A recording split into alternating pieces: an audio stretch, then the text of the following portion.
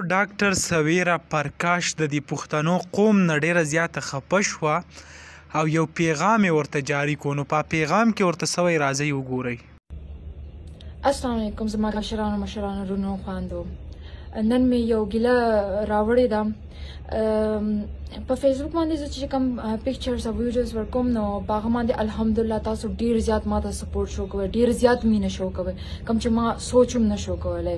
خو د هغه سره څه ډسکریجینګ کامنټس پکې هم وي، ډیر غلط خبرې پکې کړي، څه کې خو لیټرلی کنځلې کړي. د الیکشن کمی علي زلی چې سٹارټ دی کپری کې تاسو ګورئ نن سبا په هر تحصیل کونسل کې صرف او صرف چې کم دی د الیکشن د قصې هغه سٹارټ دی.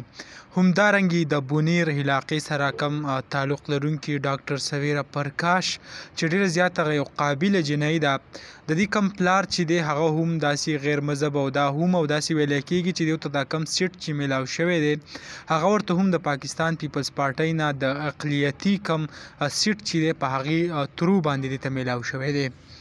خو دا چې کم خپل کمپین کوي دا راوځي سهار نه که تاسو والئ په ټیک ټاک که د دې ویډیو وګورئ دې نه علاوه نور د دې کم سوشل میډیا اکاونټ هغه که تاسو وګورئ صرف او صرف کم خپل کمپین چې د الیکشن دی هغه کوي، یعنی چاته څه ضرر نقصان هغه نه رسوي.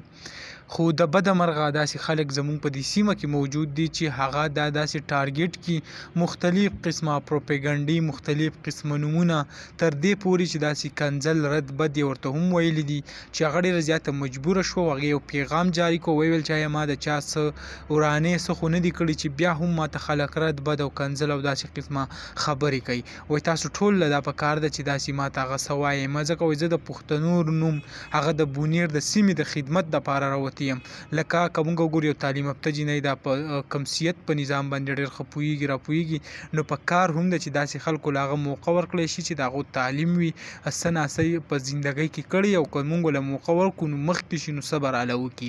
نو دغه لنډه شان ویډیو به تاسو ته پکې ریکویسټ کوم چې برای مهرباني داسې خلک هغه کنځل رد بد یا په کمنټونو کې داسې قصې ورته هغه مه کوئ. انشاءالله بلې ویډیو کې ملاویږو. الله حافظ.